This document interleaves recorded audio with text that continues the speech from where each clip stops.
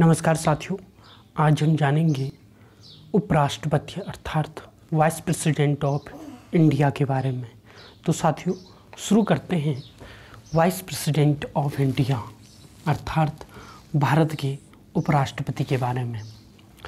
साथियों, जो भारत में उपराष्ट्रपति का पद है यह अमेरिका की तर्ज पर बनाया गया है, अर्थात अमेरिका में जो उपराष्ट्रपति है वह वहाँ का उस देश का सर्वोच्च दूसरा नागरिक होता है।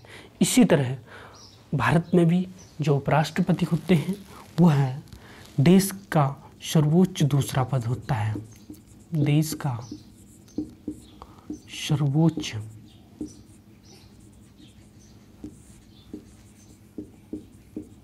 दूसरा पद, सर्वोच्च दूसरा पद होता है। साथियों, पहला पद किसका होता है? राष्ट्रपति का। देश में प्रथम पद किसका होता है? राष्ट्रपति का। प्रथम पद राष्ट्रपति का। तो साथियों, देश का सर्वोच्च दूसरा पद होता है। और दूसरा जो ये उपराष्ट्रपति की व्यवस्था है भारत में, यह अमेरिका की तर्ज पर बनाई गई है। किसकी तर्ज पर बनाई गई है साथियों? अमेरिका की तर्ज पर।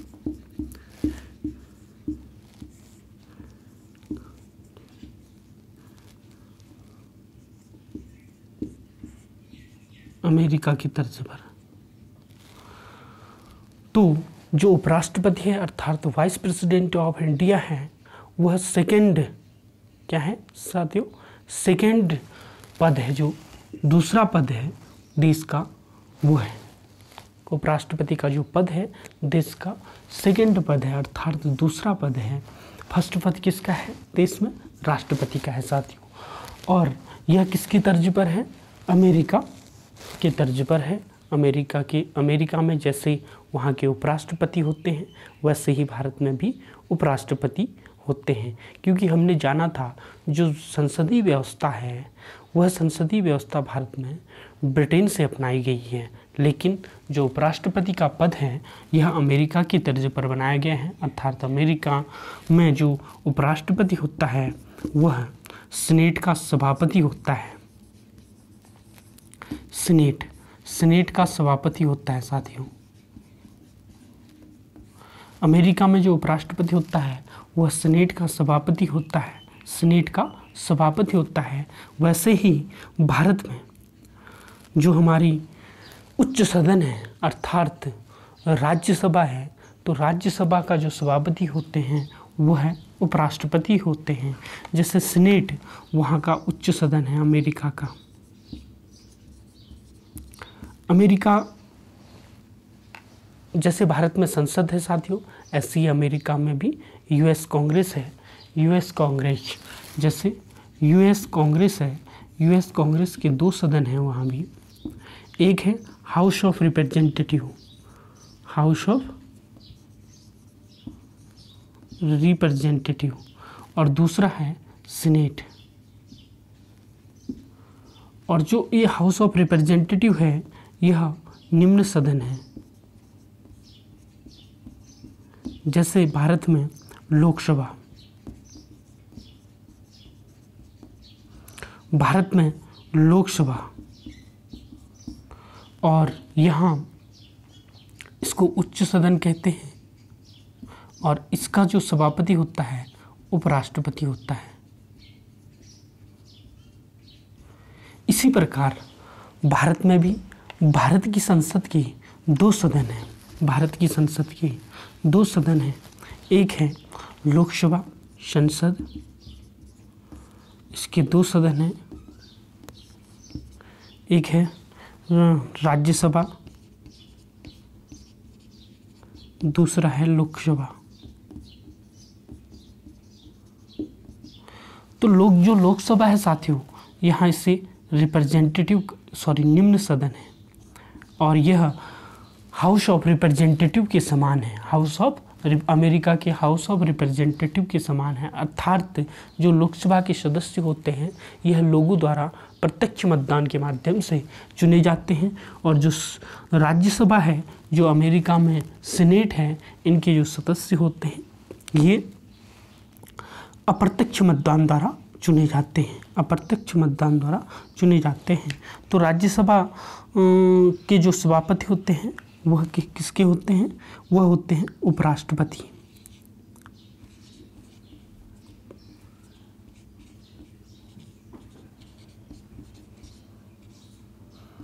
उपराष्ट्रपति सभापति होते हैं।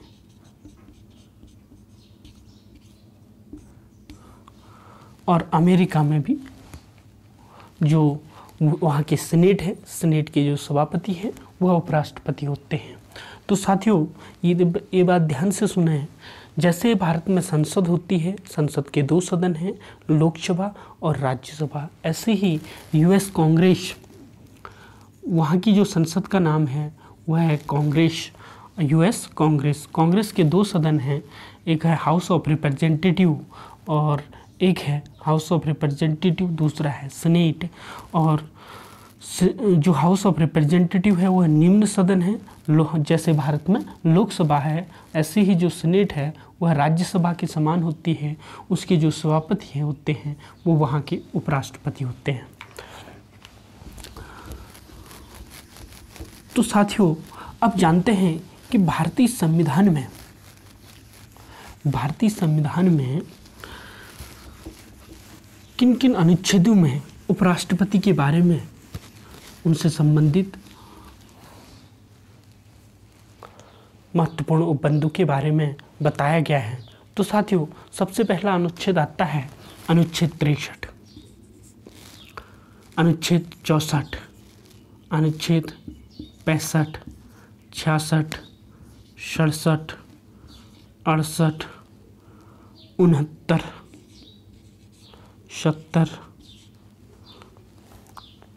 71, 71 तक।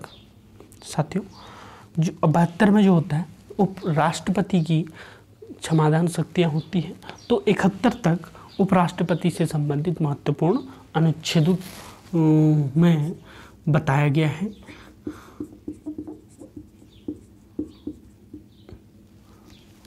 इसमें लिखते हैं हम अनुच्छेद 63। अनुच्छेद 63 कहता है कि भारत का एक उपराष्ट्रपति होगा। यह भी साथियों भारतीय संविधान के भाग 5 के अंतर्गत अध्याय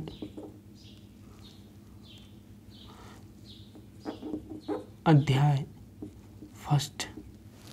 जो है इसमें बताया गया है।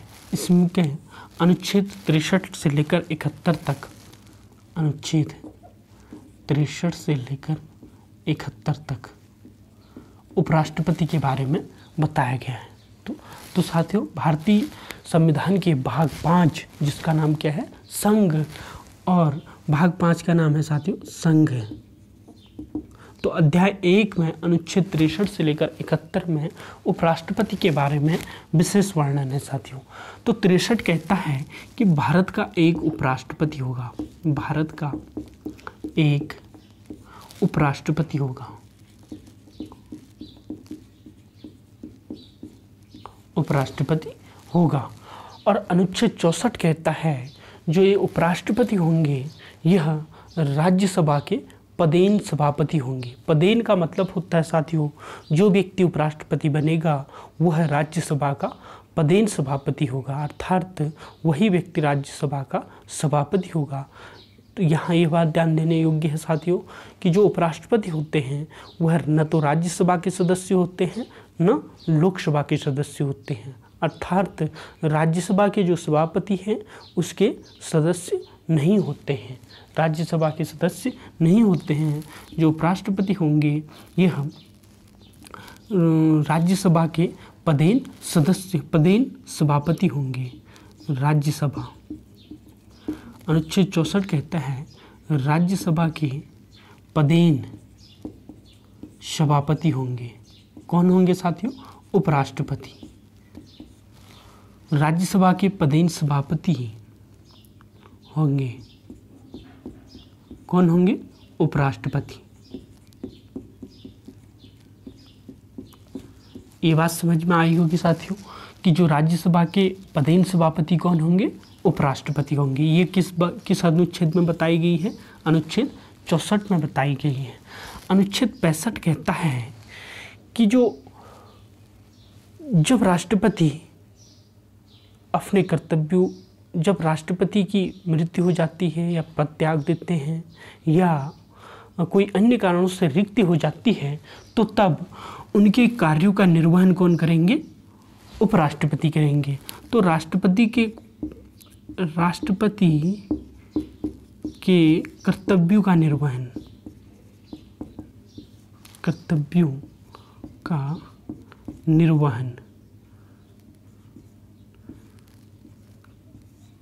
राष्ट्रपति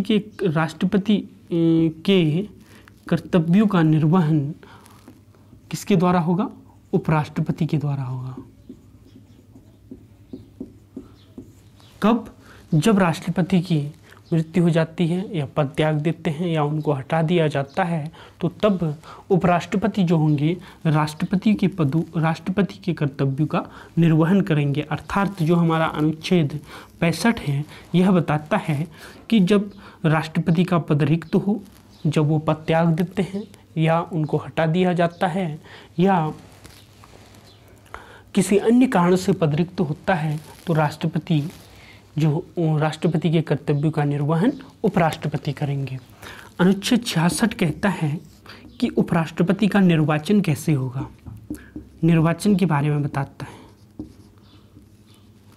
तो अनुच्छेद 66 उपराष्ट्रपति के निर्वाचन के बारे में बताता है। इसके बारे में अभी हम विस्तार से जानेंगे। और अनुच्छेद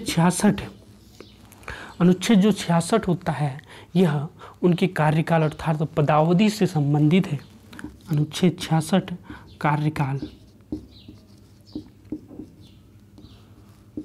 अनुच्छेद 66 जो है साथियों वह कार्यकाल से संबंधित है। किसकी कार्यकाल से, उपराष्ट्रपति के कार्यकाल से, अर्थात उनका कार्यकाल कितना होगा।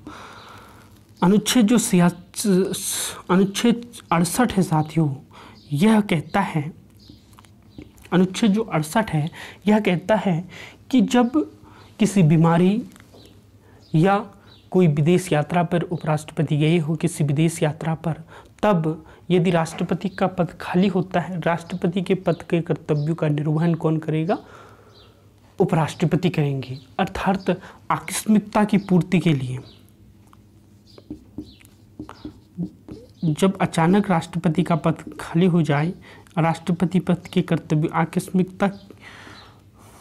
आकस्मिकता में रिक्ति की पूर्ति के लिए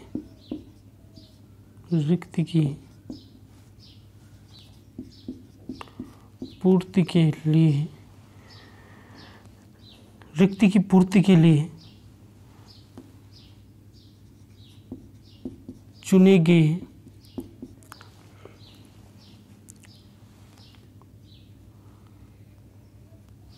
गए राष्ट्रपति होंगे,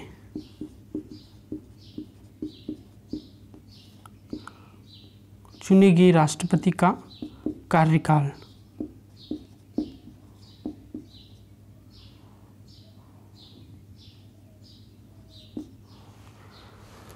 तो ये कहता है कि जब राष्ट्रपति का पद खाली हो जाए, अचानक उनका पद त्याग देते हैं, उनकी मृत्यु हो जाती है या उनको हटा दिया जाता है महाभियोग के माध्यम से, तो उनके कर्तव्यों का निर्वहन अनुच्छेद 65 के अंतर्गत कौन करेगा, उपराष्ट्रपति करेंगे। कौन करेगा साथियों, उपराष्ट्रपति करेंगे। लेकिन उपराष्ट्रपति कितने समय तक करेंगे, सिर्फ 6 माह तक करेंगे। कितने समय तक करेंगे, सिर्फ 6 माह तक करेंगे। इस संबंध में अमेरिका में जो होता है साथियों, अमेरिका के जो उपराष्ट्रपति होते हैं वह शेष बची हुई अवधि के लिए राष्ट्रपति के कर्तव्य का निर्वहन करते हैं। अर्थात वहाँ चुनाव की कोई व्यवस्था नहीं है। जब राष्ट्रपति का पद खाली हो जाता है, वहाँ या तो उसकी मृत्यु हो जाती है या उस पर महाभियोग के माध्यम से हटा दिया जाता है या वह स्वयं त्यागपत्र देता है, तो उपराष्ट्रपति राष्ट्रपति के कर्तव्यों का जो निर्वहन करेगा वह शेष बची हुई अवधि के लिए करेगा। अर्थात अमेरिका में जो राष्ट्रपति के चुनाव होते हैं, राष्ट्रपति का जो कार्यकाल होता है वह 4 वर्ष के लिए होता है। कितने वर्ष के लिए? 4 वर्ष के लिए होता है। मान लिया जाए यदि राष्ट्रपति 3 वर्ष के बाद पद त्याग देता है तो उसके बाद वहाँ का जो कार्यकाल है, उनका राष्ट्रपति का जो कार्यकाल है वह उपराष्ट्रपति निर्वहन करेंगे। राष्ट्रपति के कर्तव्यों का निर्वहन उपराष्ट्रपति करेंगे शेष बची हुई अवधि के लिए। और भारत में ऐसा नहीं है, भारत में 6 माह के अंदर चुनाव कराने आवश्यक होते हैं साथियों। तो जो अनुच्छेद 68 के अंतर्गत 6 जो उपराष्ट्रपति होंगे वो सिर्फ 6 माह तक राष्ट्रपति के कर्तव्यों का निर्वहन करेंगे। उसके बाद पुनः निर्वाचन होगा 6 माह के अंदर, और जो राष्ट्रपति नए राष्ट्रपति चुने जाएंगे वो शेष बची हुई अवधि के लिए चुने जाएंगे। अर्थात शेष बची हुई अवधि नहीं, अगले 5 वर्ष तक, पद ग्रहण की तारीख से अगले 5 वर्ष तक राष्ट्रपति के पद का निर्वहन करेंगे। कौन? राष्ट्रपति साथियों। आकस्मिकता में रिक्ति की पूर्ति के लिए चुने गए जो व्यक्ति हैं, चुने गए व्यक्ति का कार्यकाल कितना होगा ये बताता है। अर्थात राष्ट्रपति का कार्यकाल, नई राष्ट्रपति का जो कार्यकाल होगा वह 5 वर्ष तक होगा। अब जो 69 बताता है, अनुच्छेद 69, यह शपथ से संबंधित है। किससे संबंधित है साथियों? शपथ। और अनुच्छेद 71 जो है अनुच्छेद 70 जो कहता है, यह कहता है कि यदि आकस्मिकता के आधार पर राष्ट्रपति का पद खाली होता है, जैसे जो हमारे प्रथम राष्ट्रपति थे वो एक बार विदेश यात्रा पर गए थे, रूस की 15 दिन की, तो उस समय वाइस प्रेसिडेंट ऑफ इंडिया जो थे उन्होंने कार्यभार संभाला था। ऐसी बाद में उनकी एक बार तबीयत खराब हो गई थी, उस समय भी उपराष्ट्रपति ने कार्यभार संभाला था। अर्थात बीमारी या किसी अन्य कारण से यदि उपराष्ट्रपति का पद उस उपराष्ट्रपति के पद का निर्वहन कौन करेंगे? अनुच्छेद 70 के अनुसार राष्ट्रपति के पद का निर्वहन कौन करेंगे? उपराष्ट्रपति। अर्थात आकस्मिकता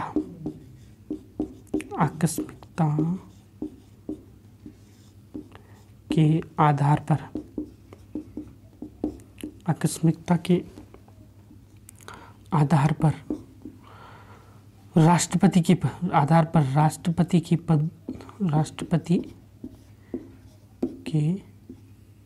कर्तव्यों का निर्वहन। तो साथियों, आकस्मिकता के आधार पर राष्ट्रपति के कर्तव्यों का जो निर्वहन करेंगे वो कौन करेंगे? उपराष्ट्रपति करेंगे। और 71 करता है चुनाव संबंधी विवाद। चुनाव संबंधी जो विवाद होंगे, अर्थात निर्वाचन संबंधी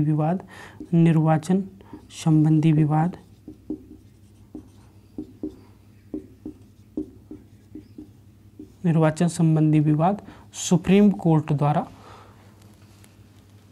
सुने जाएंगे और उसका निर्णय अंतिम होगा। तो साथियों, एक बार रिवीजन कर लेते हैं।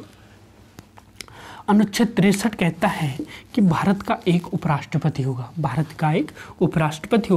अनुच्छेद 64 कहता है कि जो उपराष्ट्रपति होगा वह राज्यसभा के पदेन सभापति होंगे। और अनुच्छेद 65 कहता है कि राष्ट्रपति के कर्तव्यों का निर्वहन करेगा। जब राष्ट्रपति का पद खाली हो जाता है, पद त्याग या उनको हटा दिया जाता है या उनकी मृत्यु हो जाती है, तो उस समय अनुच्छेद 65 के अनुसार राष्ट्रपति के कर्तव्यों का निर्वहन कौन करेंगे? उपराष्ट्रपति करेंगे। अनुच्छेद 66 कहता है, इनके निर्वाचन के बारे में बताता है, अर्थात इनके निर्वाचक मंडल में कौन शामिल होंगे, कौन इनको वोट देंगे। अनुच्छेद 66 के बारे में अभी हम विस्तार से चर्चा करने वाले हैं साथियों। अनुच्छेद 67 कहता है कि उनकी कार्यकाल कितना होगा, अर्थात कार्यकाल कितना होगा, उनकी पदावधि कितनी होगी, किसकी? उपराष्ट्रपति की।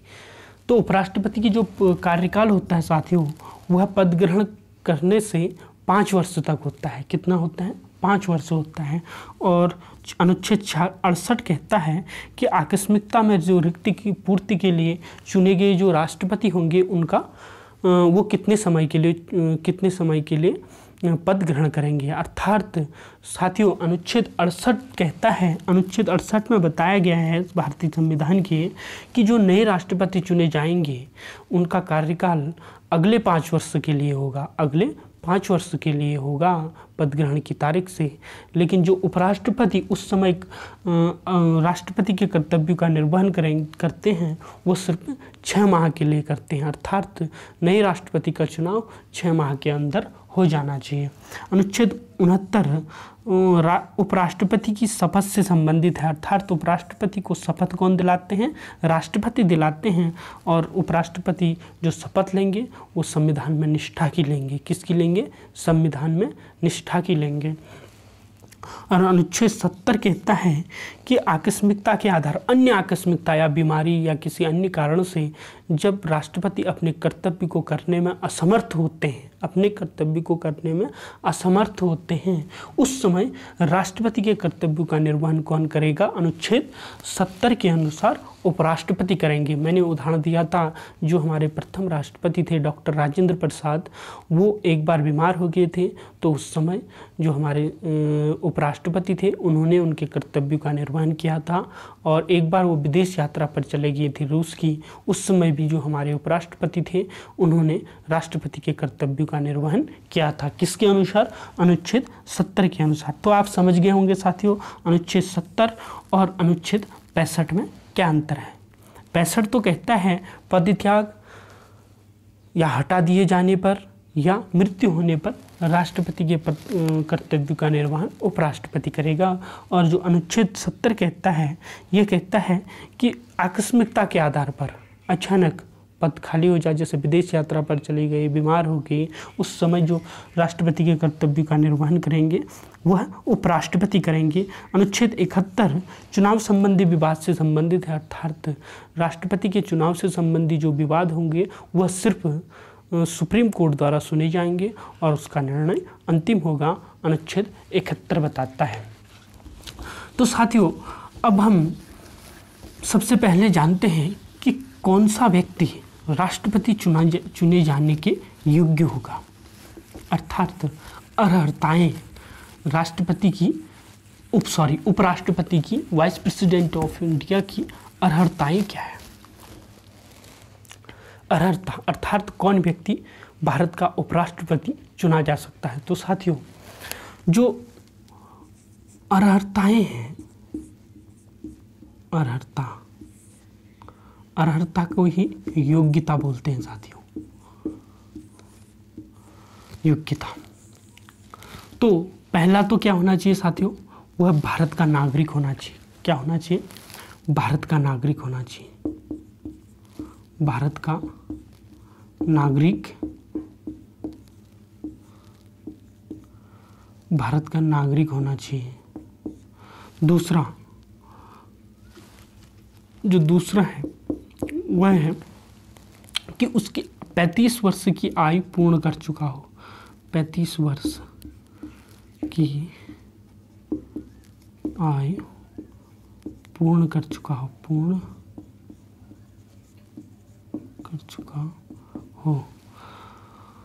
तो साथियों, तीसरा जो है वह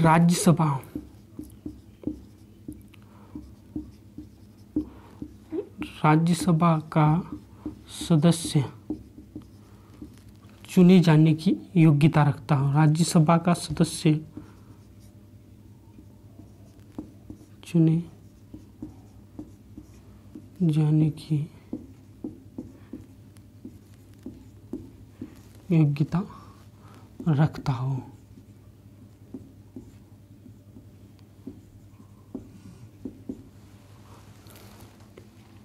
तो साथियों, और चौथा जो है वह है भारत सरकार, किसी राज्य सरकार या किसी स्थानीय प्राधिकरण या कोई अन्य सरकारी प्राधिकरण के अधीन किसी लाभ के पद पर न हो, अर्थात किसी लाभ के पद पर न हो, किसी लाभ के पद पर न हो। लेकिन साथियों, जो राज्य के राज्यपाल होते हैं और राज्य विधानसभा के मंत्री होते हैं, विधानमंडल जो राज्य विधायिका होते हैं उसके मंत्री होते हैं, या हमारी जो विधान परिषद है, जो हमारा मंत्री परिषद है, जो उसके मंत्री होंगे, वह लाभ का पद नहीं माना जाएगा। वो व्यक्ति उपराष्ट्रपति चुने जा सकते हैं। अर्थात भारत सरकार, राज्य सरकार या किसी स्थानीय प्राधिकरण या कोई अन्य गवर्नमेंट जो ट्रिब्यूनल है, गवर्नमेंट जो प्राधिकरण है, अथॉरिटीज है, उनके अंतर्गत किसी लाभ के पद पर नहीं होना चाहिए। और इसके अतिरिक्त एक चीज़ और है, वह क्या होगा साथियों? पहला तो भारत का नागरिक होना चाहिए, दूसरा है 35 वर्ष की आयु पूर्ण कर चुका हो, राज्यसभा का सदस्य चुने जाने की योग्यता रखता हो, किसके? राज्यसभा की, और किसी लाभ के पद पर न हो। तो साथियों ये 4 जो योग्यता वाला व्यक्ति ही उपराष्ट्रपति पद का उम्मीदवार हो सकता है। चुनाव में उपराष्ट्रपति पद का उम्मीदवार हो सकता है, लेकिन इसमें एक अन्य योग्यता भी रखी गई है। योग्यता समझे या उसको एक उसकी ख्याति समझें, अर्थात ख्याति प्राप्त व्यक्ति ही उपराष्ट्रपति चुना जा सकता है। इसका अर्थ ये हुआ साथियों, क्योंकि इसमें एक चीज़ और रखा गया है, वह है कि जो व्यक्ति उपराष्ट्रपति पद का उम्मीदवार बनेगा, उसको जो उसके निर्वाचक मंडल है उसमें से 20 सदस्य प्रस्तावक होने चाहिए और 20 सदस्य उसके नाम का अनुमोदन करना जरूरी है। अर्थात किसी उपराष्ट्रपति के उम्मीदवार के लिए उसके नाम का 20 सदस्यों द्वारा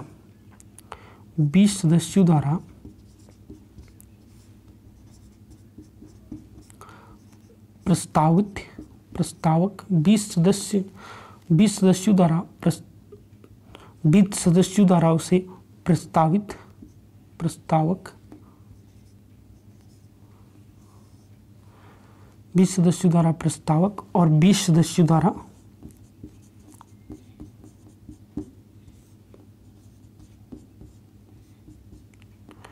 प्रस्तावित और 20 सदस्यों द्वारा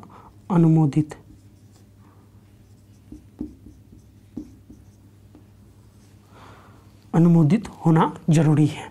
अर्थात जो व्यक्ति उपराष्ट्रपति पद का उम्मीदवार होगा, उस व्यक्ति को उसके निर्वाचक मंडल में शामिल सदस्यों में से 20 सदस्यों द्वारा उसके नाम को प्रस्तावित और 20 सदस्यों द्वारा उसके नाम को अनुमोदित करना चाहिए, और ये सदस्य अलग अलग होंगे। अर्थात 40 सदस्य उसके निर्वाचक मंडल में से जो उसके मतदाता हैं वो उसे जानते हो और उसके नाम को पेश करते, अनुमोदित करते हो और प्रस्तावित करते हो। तो ऐसा व्यक्ति ही उम्मीदवार बन सकता है, किसके लिए? उपराष्ट्रपति के लिए। क्योंकि ये जो लिमिटेशन है ये इसलिए लगाई गई है साथियों, क्योंकि पहले क्या होता था, कोई भी व्यक्ति राष्ट्रपति या उपराष्ट्रपति जैसे महत्वपूर्ण पदों के लिए उम्मीदवारी पेश करता था और चुनाव लड़ता था। लेकिन बाद में सरकार ने इसमें संशोधन किया। उन्होंने कहा कि ऐसा व्यक्ति ही उम्मीदवार बन सकता है राष्ट्रपति के लिए 50 सदस्य और 50 सदस्य राष्ट्रपति के लिए 50 सदस्यों का जानना, 50 सदस्यों द्वारा प्रस्तावित और अनुमोदित होना जरूरी है, और इसके लिए भी 20 सदस्यों द्वारा उपराष्ट्रपति पद के लिए 20 सदस्यों द्वारा प्रस्तावित और 20 सदस्यों द्वारा अनुमोदित होना जरूरी है। तो साथियों ये है उपराष्ट्रपति पद की योग्यता। तो ऐसा व्यक्ति ही उम्मीदवार बन सकता है। जैसे यदि मैं चाहूँ कि उपराष्ट्रपति पद के लिए उम्मीदवारी दायर करूँ, नहीं, क्योंकि मुझे उपराष्ट्रपति पद के लिए उम्मीदवारी पेश करने से पहले मुझे अपने निर्वाचक मंडल अर्थात उपराष्ट्रपति के निर्वाचक मंडल में जो लोग शामिल होंगे उनमें से 40 सदस्यों द्वारा जानना जरूरी है, तभी मैं उम्मीदवारी पेश कर सकता हूँ। इसका अर्थ ये हुआ साथियों। अब जानते हैं कि राष्ट्रपति के जो निर्वाचन है उसमें कौन व्यक्ति शामिल होंगे। ये तो आता है। अब आता है निर्वाचक मंडल।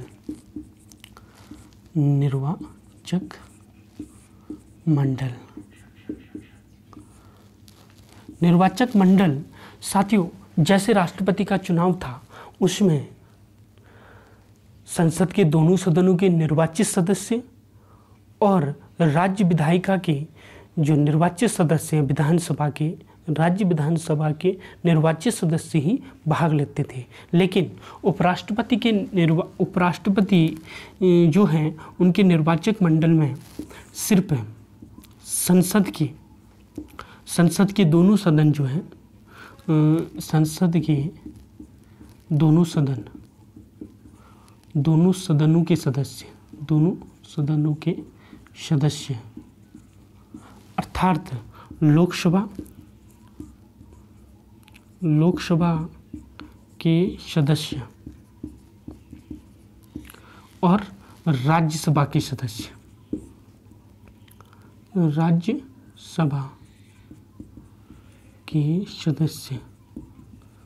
दोनों भाग लेते हैं।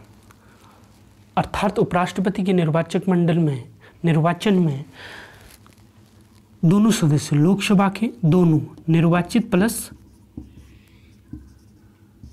निर्वाचित प्लस मनोनीत दोनों सदस्य भाग लेते हैं, और यहाँ भी निर्वाचित प्लस मनोनीत। तो साथियों, जो उपराष्ट्रपति का चुनाव है उसमें संसद के दोनों सदनों के सभी सदस्य भाग लेते हैं, चाहे निर्वाचित हो या मनोनीत हो। और लेकिन राष्ट्रपति में सिर्फ निर्वाचित सदस्य ही भाग लेते हैं, और राष्ट्रपति में राज्य विधायिका की जो विधानसभा है उसके निर्वाचित सदस्य भाग लेते हैं, लेकिन उपराष्ट्रपति के चुनाव में ये लोग भाग नहीं लेते हैं, अर्थात राज्य विधायिका के सदस्य भाग नहीं लेते हैं। राज्य विधायिका के सदस्य भाग नहीं लेते। राज्य विधायिका के सदस्य भाग नहीं लेते हैं। दूसरा जो अंतर है महत्वपूर्ण राष्ट्रपति और उपराष्ट्रपति के चुनाव में, क्योंकि राष्ट्रपति के चुनाव में राज्य विधायिका के जो विधानसभा है उसके निर्वाचित सदस्य भाग लेते थे। दूसरा, मनोनीत सदस्य भाग नहीं लेते थे, अर्थात मनोनीत सदस्य भाग नहीं लेते थे। तो इसमें हम क्या करेंगे, मनोनीत सदस्य भाग लेते हैं। किसके? संसद के सिर्फ साथियों। तो ये हुआ उपराष्ट्रपति का इलेक्टोरल कॉलेज अर्थात निर्वाचक मंडल। संसद के दोनों सदनों के निर्वाचित और मनोनीत दोनों सदस्य भाग लेते हैं। जैसे साथियों हमारी लोकसभा की सदस्य संख्या है, लोकसभा की जो सदस्य संख्या है वह है हमारी 545। इसमें 543 जो सदस्य हैं वो निर्वाचित हैं, 2 मनोनीत हैं। इसी प्रकार राज्यसभा में 233 सदस्य जो हैं वो निर्वाचित है प्लस 12 सदस्य मनोनीत हैं। तो ये सभी सदस्य भाग लेते हैं। ये हो गया टोटल 245 और ये हो गया 545। अगर 545 और 243 जोड़ 545 और 245 यदि हम जोड़ देते हैं तो ये कितना आता है, लगभग 790। तो इतने सदस्य उपराष्ट्रपति के चुनाव में भाग लेते हैं। कितने सदस्य लेते हैं साथियों? 790 सदस्य भाग लेते हैं। किस में लेते हैं? उपराष्ट्रपति के चुनाव में। 545 दोनों निर्वाचित भी और मनोनीत भी, निर्वाचित भी राज्यसभा के, मनोनीत भी, अर्थात तो 700 जो राष्ट्रपति के चुनाव में टोटल भाग लेंगे सदस्य वह उनकी संख्या 790 होगी। अर्थात उपराष्ट्रपति के चुनाव में जो कुल मतदाता होंगे, कुल मतदाता होंगे वह होंगे साथियों 790। अब जानते हैं हम कि जो इनका निर्वाचन होता है वह कैसे होता है, और उससे पहले जानते हैं कुछ महत्वपूर्ण शब्दों के बारे में। उपराष्ट्रपति का जो निर्वाचन होता है साथियों वह होता है समानुपातिक प्रतिनिधित्व प्रणाली के माध्यम से। समानुपातिक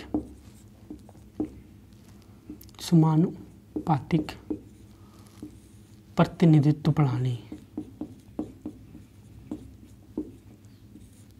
प्रतिनिधित्व प्रणाली, समानुपातिक प्रतिनिधित्व प्रणाली द्वारा एकल संक्रमणीय मत पद्धति, क्या होता है साथियों, एकल संक्रमणीय मत पद्धति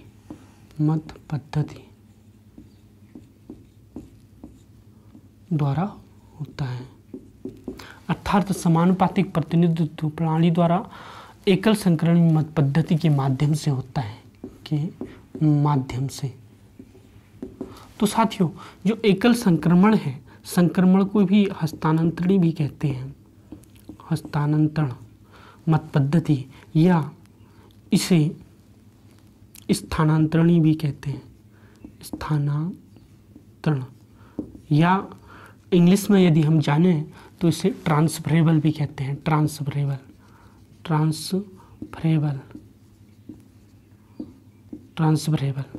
तो सिंगल ट्रांसफरेबल बोर्ड सिस्टम। तो साथियों, जो इसको बोलते हैं प्रोपोर्शनल रिप्रेजेंटेटिव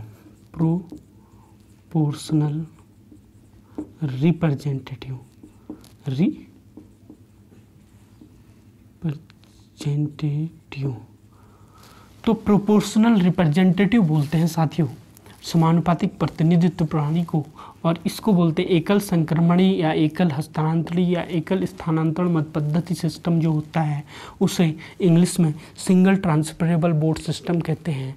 इसका अब अर्थ जानते हो। समानुपातिक प्रतिनिधित्व का मतलब ये हुआ साथियों कि राष्ट्रपति के चुनाव उपराष्ट्रपति के जो चुनाव होंगे उसमें जो प्रतिनिधित्व मिलेगा वह समान अनुपात में मिलेगा। प्रत्येक सदस्य का जो प्रतिनिधित्व होगा वह समान अनुपात में होगा।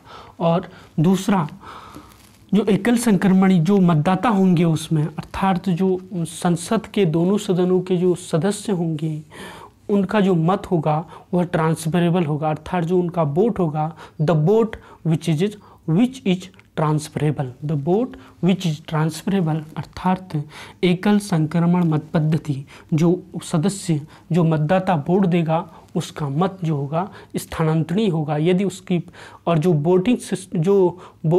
वोटिंग होती है साथियों वह वरीयता के आधार पर होती है। किसके आधार पर होती है? वरीयता के आधार पर।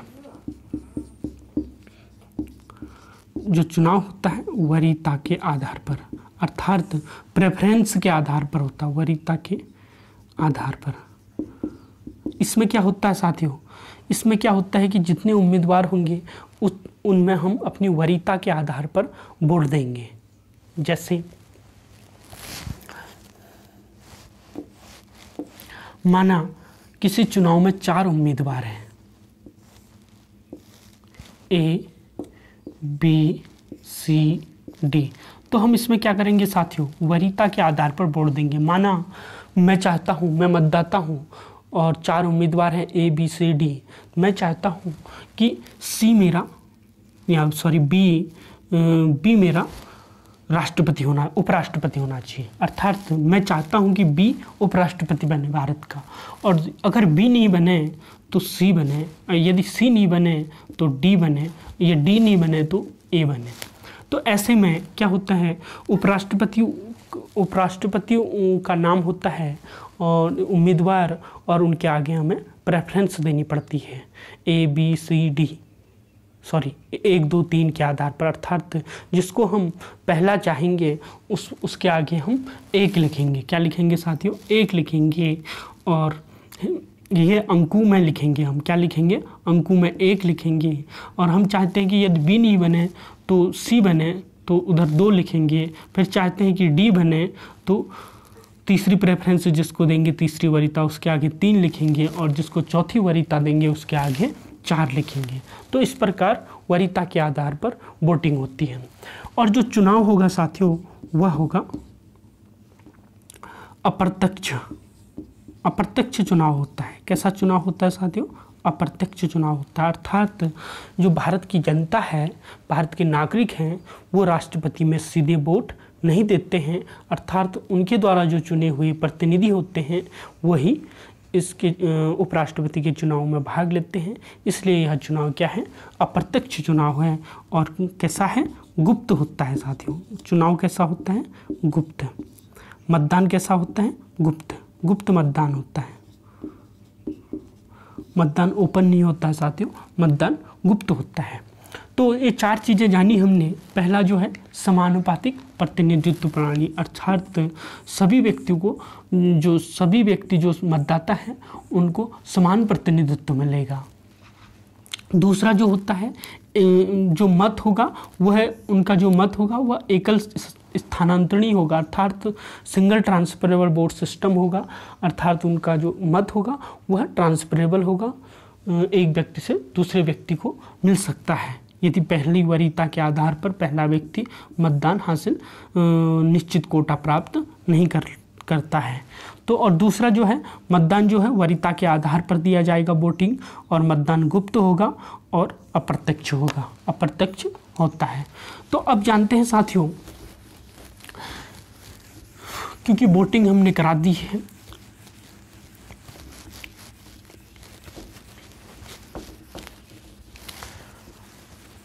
अब जानते हैं इसकी गणना कैसी होती है, अर्थात वरीयता के आधार पर गणना कैसे होती है, काउंटिंग कैसे होती है। ये थोड़ा जटिल है, राष्ट्रपति में भी और उपराष्ट्रपति में जो काउंटिंग की प्रक्रिया है वह एक ही है। दोनों को एक निश्चित कोटा प्राप्त करना पड़ता है कुल मतों का, अर्थात वही व्यक्ति राष्ट्रपति या उपराष्ट्रपति बन सकता है जो निश्चित कोटा प्राप्त करता है।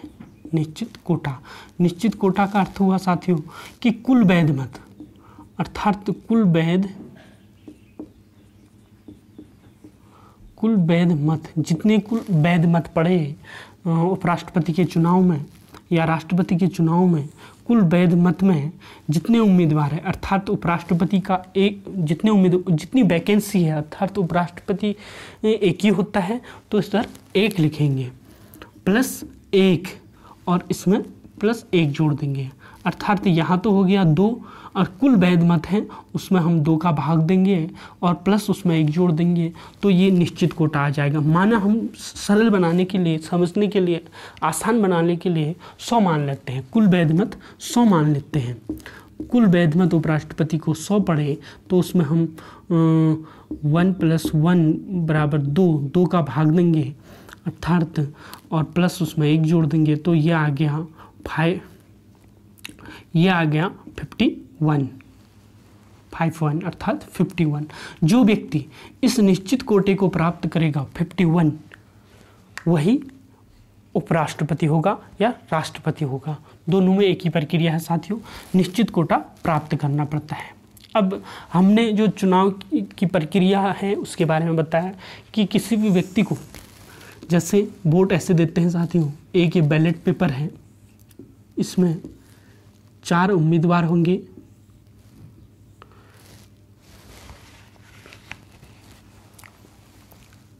A, B, C, D। माना हम चाहते हैं कि A हमारा राष्ट्रपति बने, मैं चाहता हूँ, मतदाता वोट देता है A राष्ट्रपति होना चाहिए। यदि A नहीं होता है किसी कारण से, क्योंकि जो चुनाव पद्धति होती है वो समानुपातिक होती है और एकल संक्रमणीय मत पद्धति होती है, अर्थात सिंगल ट्रांसफरेबल वोट सिस्टम होता है। अगर B न बने तो C बने, C न बने तो A बने, A न बने तो D बने। तो ऐसे मैं वोटिंग करता हूँ प्रेफरेंस के आधार पर, वरीयता के आधार पर। मैं अगर जिसको पहला व्यक्ति चाहता हूँ कि राष्ट्रपति बने, फला B राष्ट्रपति बने, तो उसके आगे मैं 1 लिखूँगा। जो मैं चाहता हूँ कि B न बने तो दूसरे नंबर पर जैसे C बने, C के आगे 2 लिखूँगा। फिर चाहता हूँ कि मैं A बने तो उसके आगे 3 लिखूँगा। अगर ये तीनों नहीं बनते हैं तो मैं चाहता हूँ कि D बने तो मैं उसके आगे 4 लिखूँगा। इस आधार पर मतदाता अपना वोट देता है, किसको, उपराष्ट्रपति को। और राष्ट्रपति में भी सेम प्रक्रिया है।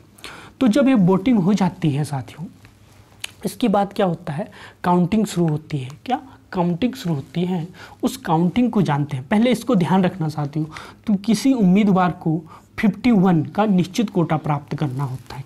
किसका, 51 का। निश्चित कोटा कितना है 51।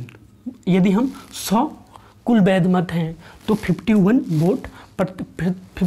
वोट जो है या 51% वोट सबको किसी उम्मीदवार को प्राप्त करना पड़ेगा, तभी वह चुनाव जीत सकता है।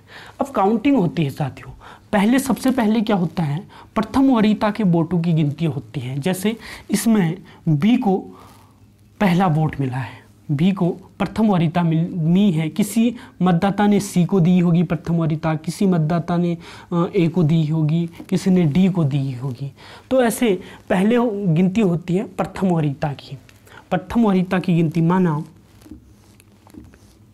समझते हैं।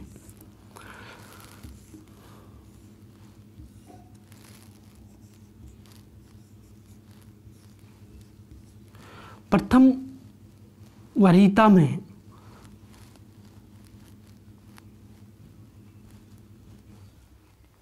क्या होता है, ए को प्रथम प्रेफरेंस में ए को 40 मत मिले, बी को 30 मिले, सी को 20 मिले और डी को 10 मिले। तो साथियों इस स्थिति में क्या होता है, प्रथम वरीयता के मत है। क्या है साथियों, प्रथम वरीयता अर्थात प्रथम प्रेफरेंस के मत। 40 लोग चाहते हैं कि ए बने, 30 लोग चाहते हैं कि बी बने, 20 लोग चाहते हैं कि सी बने, 10 लोग चाहते हैं कि डी बने उपराष्ट्रपति। तो इसमें क्या होता है कि इस स्थिति में निश्चित कोटा किसी ने नहीं प्राप्त किया, तो इसमें क्या होता है, सेकेंड राउंड की काउंटिंग होती है, दूसरे स्तर की काउंटिंग शुरू होती है। और इस स्थिति में जो सबसे कम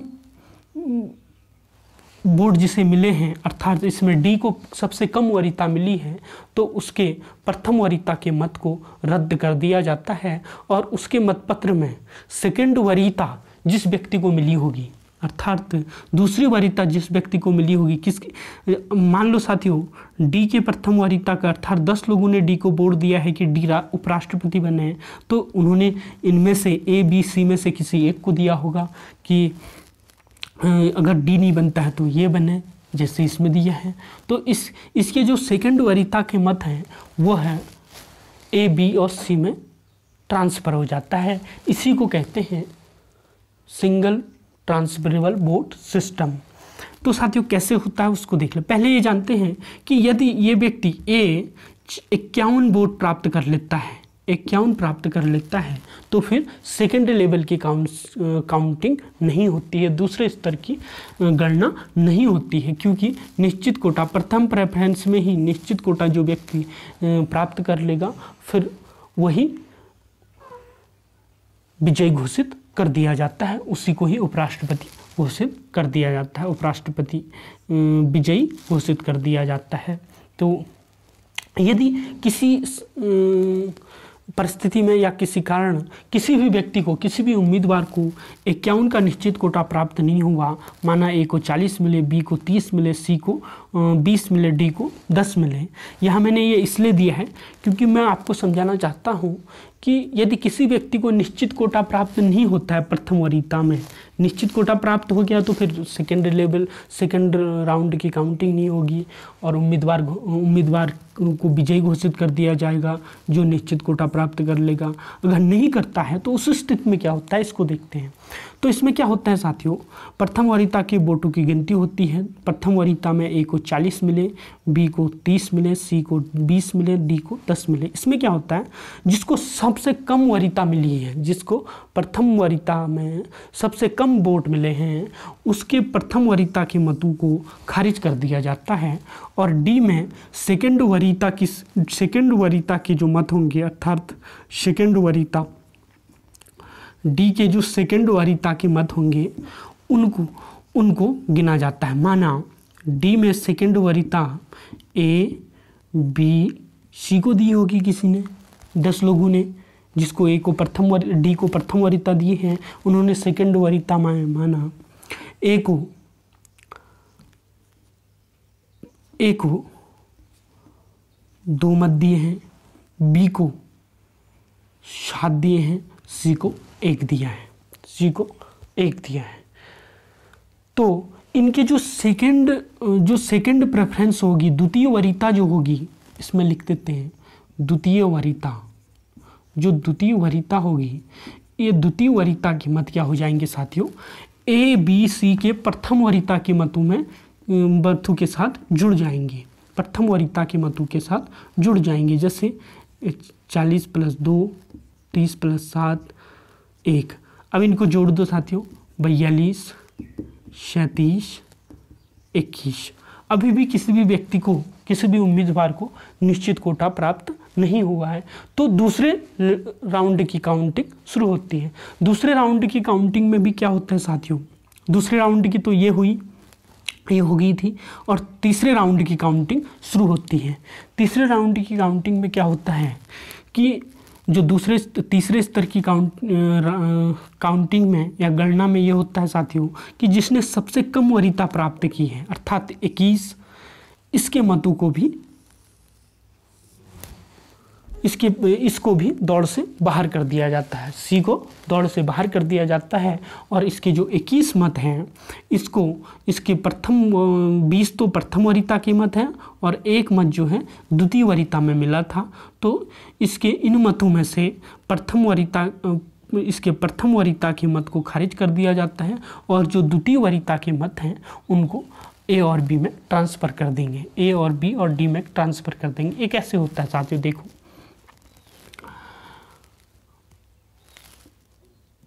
सी को कुल कितने मत मिले हैं, 20 + 1 अर्थात 21 मत मिले हैं। 20 इसके प्रथम वरीयता के मत हैं और 1 जो मत है द्वितीय वरीयता में, क्योंकि डी को जिन लोगों ने प्रथम वरीयता दी थी उनमें से एक व्यक्ति ने सी को द्वितीय वरीयता दी थी, अर्थात डी नहीं बनता है तो सी बने, तो इसको गिनते हैं। क्या होता है, इसके प्रथम वरीयता के मत, इसके प्रथम वरीयता में सेकेंड लेवल की सी को जिन मतदाताओं ने चाहा होगा कि उपराष्ट्रपति बने हैं, उनमें से 20 लोगों ने चाहा है कि उपराष्ट्रपति बने सी, तो लेकिन क्योंकि ये दौड़ से बाहर हो गए, अब उनका मत खराब नहीं गया, मतदाताओं का मत खराब नहीं गया। उनका जो द्वितीय प्रेफरेंस दी थी, अर्थात द्वितीय वरीयता दी थी, उनके मत गिने जाएंगे, द्वितीय वरीयता के मत गिने जाएंगे। माना सी में द्वितीय वरीयता ए को दी होगी और बी को दी होगी और डी को दी होगी निश्चित रूप से। अब 20 में से माना 5 मत ए को मिले, 13 मत बी को मिले और 2 मत डी को मिले। अब क्योंकि डी ऑलरेडी पहले ही दौड़ से बाहर हो चुका है, तो डी में ये कौन सी प्रेफरेंस है, डी में द्वितीय प्रेफरेंस है, डी को द्वितीय प्रेफरेंस है, डी को ये कौन सी प्रेफरेंस है, द्वितीय, क्योंकि प्रथम प्रेफरेंस में 10 मत मिले, द्वितीय प्रेफरेंस में इसको 2 मत मिले हैं। तो इसके तीसरे लेवल की काउंटिंग शुरू होती है डी में, तीसरी वरीयता को गिना जाता है। अब डी में क्योंकि दौड़ से बाहर हो गया, तो उस बैलेट पेपर में अब तीसरी वरीयता, माना ए में तीसरी वरीयता ए को दी है, तो डी इसी प्रकार देखेंगे कि डी के मतपत्र में तीसरी वरीयता किसको मिली है। माना जैसे डी का मतपत्र ये है साथियों, ए बी सी डी में प्रथम वरीयता मिली है ना। अब डी के मतपत्र में द्वितीय वरीयता सी को मिली थी। डी के मतपत्र में देखो, डी के मतपत्र में एक व्यक्ति ने चाहा था कि सी बने, तो ये एक व्यक्ति ने चाहा था कि सी बने, तो द्वितीय वरीयता सी को दी थी।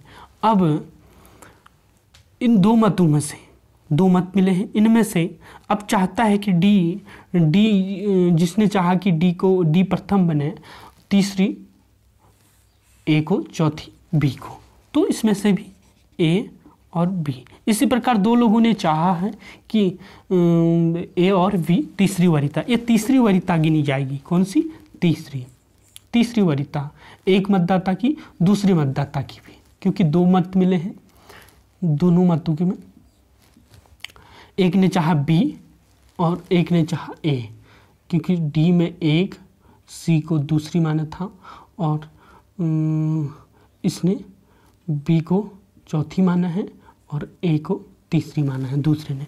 तो इस प्रकार दोनों को एक एक मत मिले। एक मत बी को मिला है क्योंकि तीसरी वरीयता के मत, और एक मत सी को मिला तीसरी वरीयता के मत। तो एक एक मत इन्हें मिले हैं। तो अब इनको और जोड़ दिया जाता है, किसमें? ए और बी के में। तो अब ये को टोटल गिन लेते हैं एक बार कितने हुए। जैसे ए को मिले हमारे 5 + 1 6, और बी को मिले हमारे 13 + 1 14। तो इसको 6 और 14 को हम इसमें जोड़ देंगे साथियों। किस में जोड़ देंगे? इसमें 42 में। 42 में हम 6 जोड़ देंगे, 6 जोड़ देंगे, और 37 में हम 14 जोड़ देंगे। 37 में हम 13 14, हाँ एक ये है, ठीक। और यदि हम इसको जोड़ते हैं, और जो एक मत है, इसमें एक मत की गणना अभी नहीं की साथियों, और क्योंकि इसमें 14 जोड़ देंगे। अब इसमें एक मत की जो एक मत है, यह इसको द्वितीय प्रेफरेंस में मिलता है, अर्थात तो डी की द्वितीय प्रेफरेंस में मिला था। और तो इसमें क्या होगा, सी के, और जो एक मत है वह है द्वितीय प्रेफरेंस, इसके तीसरी प्रेफरेंस की गणना की जाएगी। तीसरी प्रेफरेंस, क्योंकि द्वितीय प्रेफरेंस किसको? डी को मिली थी। तीसरी प्रेफरेंस की गणना की जाएगी। तीसरी प्रेफरेंस इसमें सी वाले ने दी होगी। पहली डी को दी थी, दूसरी सी को दी थी, तीसरी ए और बी में से एक को दी होगी। माना ए को कुछ भी नहीं दिया, बी को इसने एक दे दिया। ए को, क्योंकि एक ही मत है, ए को कुछ नहीं मिला है, एक ही मत, एक ही बैलेट पेपर है, तो बी को एक मिला है, तो बी में एक और जोड़ देंगे। तो ये हो जाएगा टोटल 15। तो इस 15 को इसमें जोड़ दे, +1 जोड़ देंगे, और +1 इस एक को जोड़ देंगे, या 15 जोड़ देंगे।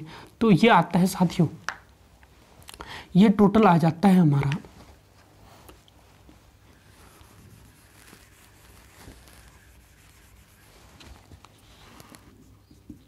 ये टोटल आ जाता है 30 7 37, तो ये था 37, और 14 51 51 52, और ये आता है हमारा 42 + 6 48। तो कौन जीता साथियों? क्योंकि प्रथम वरीयता में ए को 40 मत मिले थे, ए को 40 मत मिले थे, तो लेकिन वो चुनाव नहीं जीत पाए। कौन जीते? जिसको 30 मत मिले थे, जिनको 30 मत मिले थे, बी यहाँ चुनाव जीत गए, निश्चित कोटा प्राप्त कर लिया। तो यहाँ चुनाव कौन जीते? बी जीते साथियों। लेकिन ये सिर्फ ये जो हमारी सिंगल ट्रांसफरेबल जो बोर्ड सिस्टम है, ये सिर्फ हमारे राष्ट्रपति, उपराष्ट्रपति, राज्यसभा के चुनाव में ही अपनाया जाता है साथियों।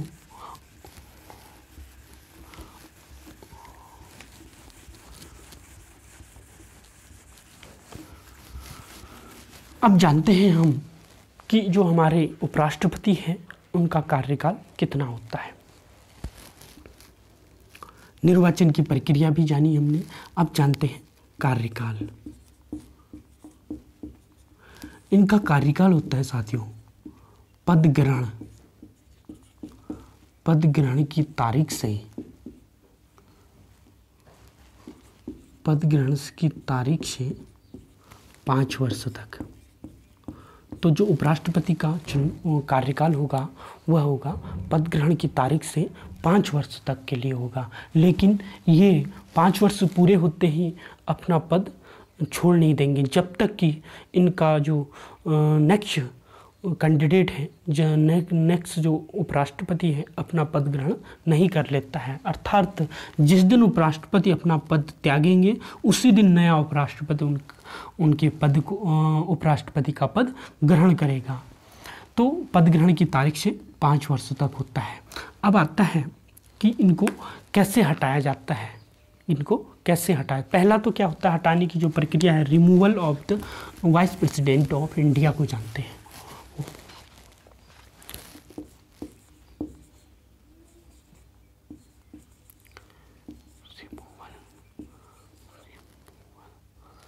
ऑफ वाइस प्रेसिडेंट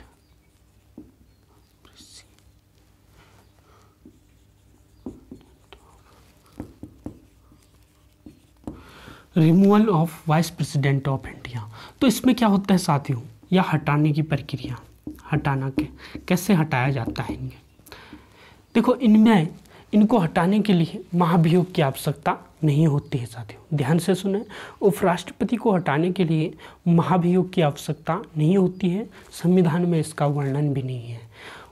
तो साथियों इनको हटाने के लिए सिर्फ राज्यसभा संकल्प के राज्यसभा एक संकल्प पारित करती है और वह संकल्प राज्यसभा के बहुमत के, उस संकल्प को राज्यसभा का जो राज्यसभा के कुल सदस्यों के बहुमत का समर्थन मिलना चाहिए। अर्थात यदि राज्यसभा में 100 सदस्य हैं तो मतलब राज्यसभा के सदस्यों की संख्या 100 है तो 100 में से 50 सदस्यों का समर्थन मिलना जरूरी है, 50 या 50 से अधिक या सदस्यों का समर्थन मिलना आवश्यक है, तभी उन्हें हटाया जा सकता है। और उस समर्थन को, उस संकल्प को लोकसभा की स्वीकृति मिलनी जरूरी होती है, तभी उन्हें हटाया जाए। तो हटाने की प्रक्रिया क्या होती है, राज्यसभा द्वारा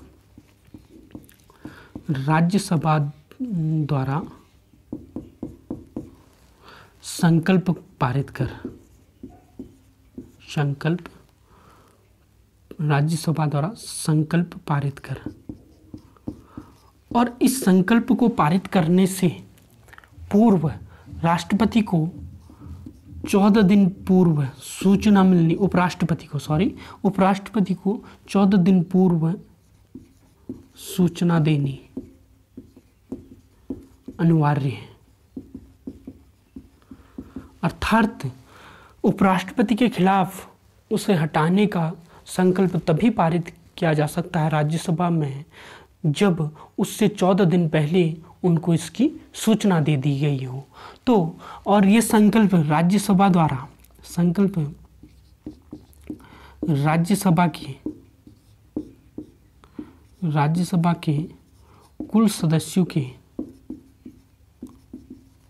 कुल सदस्यों का बहुमत द्वारा पारित, राज्यसभा के कुल सदस्यों का बहुमत द्वारा पारित होना चाहिए। माना राज्यसभा के सदस्यों की संख्या साथियों 245 है, तो 245 का बहुमत हुआ साथियों, 245 का बहुमत हुआ 123। तो 123 सदस्यों का समर्थन मिलना जरूरी है इस संकल्प को, और राज्यसभा की स्वीकृति, लोकसभा की स्वीकृति, और उस संकल्प प्रस्ताव को लोकसभा की स्वीकृति मिलनी, लोकसभा की स्वीकृति, तभी उपराष्ट्रपति को हटाया जा सकता है। पहला, राज्यसभा द्वारा संकल्प पारित कर और उस संकल्प की उन्हें 14 दिन पूर्व सूचना देनी जरूरी है कि आपके खिलाफ ये अभियोग लगाए गए हैं आपके खिलाफ, और आपके खिलाफ इस संकल्प पारित किया जा रहा है, तो उन्हें 14 दिन पूर्व सूचना देनी जरूरी है। उसके बाद उस संकल्प को राज्यसभा के कुल सदस्यों के बहुमत का समर्थन मिलना चाहिए, और बाद में उसको जब पारित कर देती है राज्यसभा उस संकल्प को, उस संकल्प प्रस्ताव को, तो उससे लोकसभा अपनी स्वीकृति दे देती है, तो उपराष्ट्रपति को अपने पद से हटना पड़ता है। और दूसरा, वह स्वयं त्यागपत्र के माध्यम से भी अपने पद से हट सकते हैं। अर्थात त्यागपत्र किसको देंगे, त्यागपत्र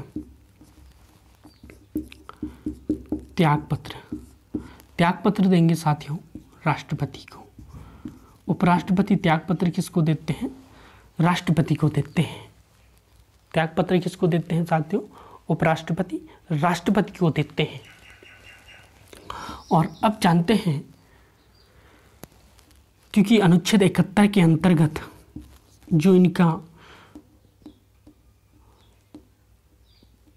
अनुच्छेद 71 के अंतर्गत इनके चुनाव संबंधी जो विवाद होते हैं, निर्वाचन संबंधी विवाद,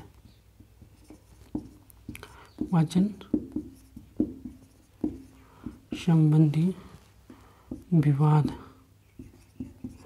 जो निर्वाचन संबंधी विवाद होंगे वो सुप्रीम कोर्ट अर्थात उच्चतम न्यायालय द्वारा सुने जाएंगे। उच्चतम न्यायालय। तो साथियों, अनुच्छेद 71 के अंतर्गत उपराष्ट्रपति के निर्वाचन संबंधी जो विवाद होंगे वह उच्चतम अर्थात सर्वोच्च न्यायालय द्वारा सुने जाएंगे और उनका निर्णय जो होगा अंतिम होगा। उच्चतम न्यायालय का निर्णय अंतिम होगा, जो निर्णय होगा वह अंतिम होगा, निर्णय अंतिम होगा या माना जाएगा। तो ये है साथियों इनके निर्वाचन संबंधी विवाद के बारे में। अब जानते हैं सबसे महत्वपूर्ण बात इनके कार्य और शक्तियों के बारे में। उपराष्ट्रपति, साथियों भारतीय संविधान में जो उपराष्ट्रपति का पद है वह सिर्फ औपचारिक पद है, उपराष्ट्रपति से संबंधित कोई कार्य नहीं है। अर्थात इनके दो कार्य हैं। पहला, दो कार्य हैं उपराष्ट्रपति के कार्य एवं शक्ति, इनके दो कार्य हैं। पहला तो ये राज्यसभा के पदेन सभापति होते हैं, अर्थात राज्यसभा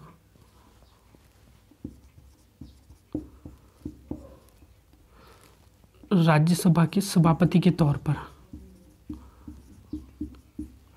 राज्यसभा के सभापति के तौर पर कार्य करते हैं। सभापति के तौर पर पदेन कार्य करते हैं, अर्थात जो व्यक्ति उपराष्ट्रपति होगा वह राज्यसभा का सभापतित्व करेगा। इसमें यह लोकसभा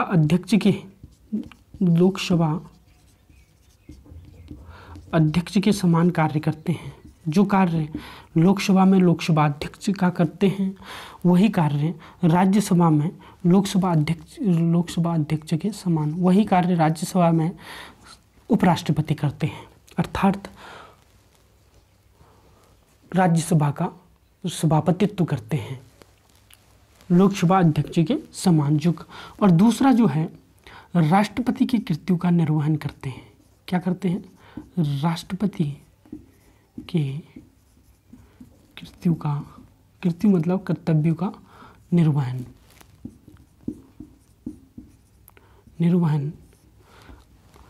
आकस्मिकता में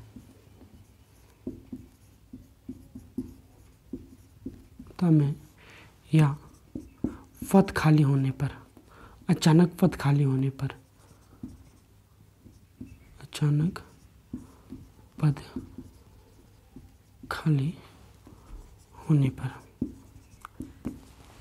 तो साथियों दो कार्य हैं। एक तो राज्यसभा का सभापतित्व करना, दूसरा जब हमारे राष्ट्रपति का पद खाली होता है आकस्मिकता के आधार पर राष्ट्रपति की कृत्यों का निर्वहन करते हैं। लेकिन न तो उपराष्ट्रपति के बारे में उनके वेतन भत्तों से संबंधित संविधान में चर्चा है। उनका वेतन, वो सिर्फ जो वेतन प्राप्त करते हैं वो राज्यसभा के सभापति का वेतन प्राप्त करते हैं। वेतन कौन सा प्राप्त करते हैं? वेतन में दो बातें हैं साथियों इनकी। जब राष्ट्रपति के कृत्यों का निर्वहन करते हैं तो जब राष्ट्रपति के कृत्यों का निर्वहन करते हैं तो वेतन राष्ट्रपति का मिलता है। राष्ट्रपति का वेतन मिलता है, राष्ट्रपति के समान वेतन मिलता है। वेतन एवं परिलब्धियां, वेतन एवं भत्ते या परिलब्धियां बोलते हैं इन्हें। और इन्हें शॉर्ट में वेतन नहीं कहा जाता है वहाँ राष्ट्रपति या उपराष्ट्रपति के लिए, वहाँ परिलब्धियां शब्द हैं। परिलब्धियां प्राप्त करते हैं। और जब वह राज्यसभा का सभापतित्व करते हैं तो राज्यसभा के सभापति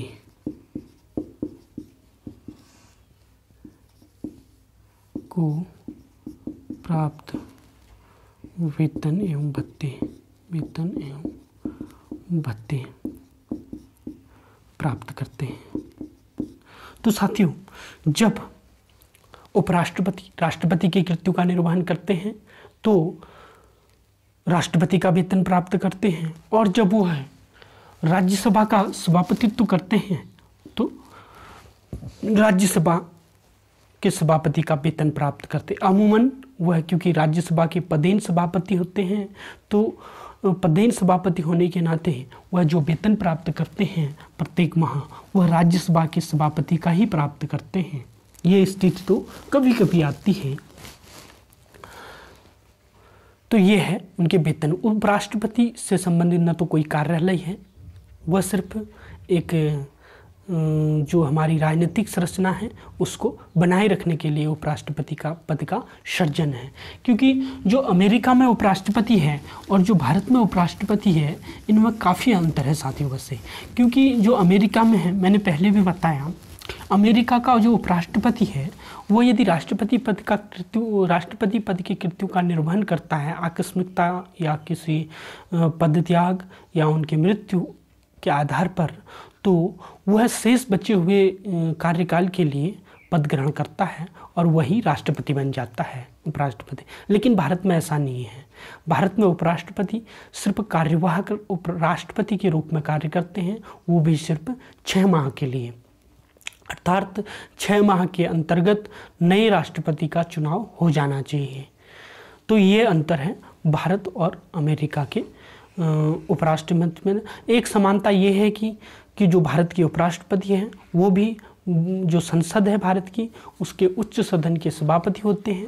वैसे ही जो अमेरिकी कांग्रेस है, उसका जो उच्च सदन सीनेट है, उसके सभापति भी वहाँ के उपराष्ट्रपति होते हैं। ये समानता है।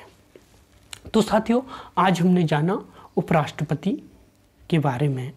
तो थैंक यू। वीडियो को अधिक से अधिक शेयर कीजिए साथियों, लाइक कीजिए और सब्सक्राइब कीजिए। Thank you.